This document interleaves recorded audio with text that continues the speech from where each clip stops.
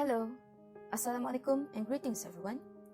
In this video, I will present my topic, which is children learning strategies. For this presentation, I use this textbook as a reference, and if you wish to read more on this, you can refer to page 155. So, let's get started. We will discuss the language learning strategy of toddlers.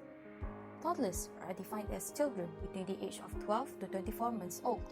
A child must use certain learning methods to sort out what's relevant and what's not in a conversation, and they must decide which utterances are good examples of the language to accomplish their communication goals. First, we will look at the receptive strategies. Although adults modify their speech to highlight word and sentence boundaries which can hold a child's attention, and although words usually pertain to semantic and pragmatic concepts previously established, it is impossible to be certain on how toddlers learn words. From the language behavior of toddlers, it can be said that certain lexical principles or assumptions are being used. So the three basic assumptions are: people use words to refer to entities. Words are extendable. A given word must refer to the whole entity and not its part. So the first principle is the reference principle, which assumes that people refer. Words do not just go with, but actually stand for entities to which they refer.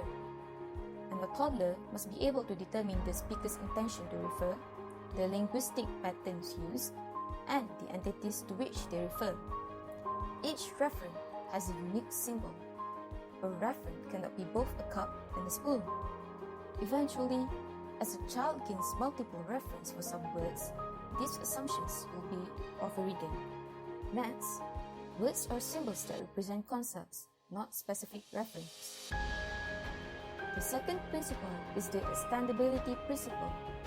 So an infant assumes that there is some similarity, such as shared sexual attributes, that enable use of one symbol for more than one referent. For example, cup can refer to the child's cup and to those that the child perceives to be similar, such as other child's cup. The third principle is the whole object principle, which children assumes that a label refers to a whole entity rather than a part or attribute. So the word doggy could refer to the dog's fur, color, bark, forelegs, or any number of similarities. So adults can aid this assumption by providing basic level terms such as dog before more restricted terms such as bark, foreleg, or beak. Moreover, we have three additional assumptions based on the language behavior of toddlers. So, the first assumption is the categorical assumption. This is used by children as young as 18 months old to extend a label to related entities. So this classification is based not just on perceptual attributes but on function, world knowledge, and communication characteristic of the words, such as frequency of use. This category goes beyond basic level reference of the same kind. For example, cup may be extended to all objects that hold liquid. Next is novel nameless assumption. It enables a child to link a symbol and referent after only a few exposures. So children assumes that novel symbols are linked to previously unnamed reference. The use of these assumptions seems to correspond to the vocabulary growth spurt experienced by many children at around 18 months. Adults can guide children by naming and pointing the novel object to further specify the referent. As children mature, they rely less on this gestural assist and more on the adult's language. So the last one is conventionality assumption.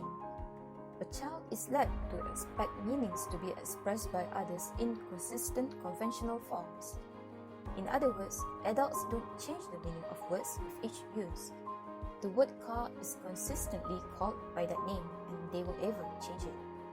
Conversely, because children wish to be understood, they are motivated to produce the forms used by the language community. So the next type of strategy is the expressive strategies. First is evocative utterances, the statement the child makes when naming entities. After a child names an entity, an adult usually gives evaluative feedback to confirm or negate the child's selection of examples. The second one is hypothesis testing. That is when a child says a word with rising intonation, awaiting confirmation by the conversational partner. For example, when a child points at the dog and asks in a rising tone, "Doggy?" And as we confirm this, we are actually providing positive feedback to children's language learning. And the third one is interrogative utterances. It is when a child is unsure of the word, so they resorted to asking directly. For example, the child isn't sure if that's a dog or a cat, so they ask, "What's that?" The final one is selective imitation. This strategy is used in the acquisition of words, morphology, and syntactic semantic structures. The imitation of a whole or partial repetition of an utterances of another speaker, within no more than 3 successive child utterances.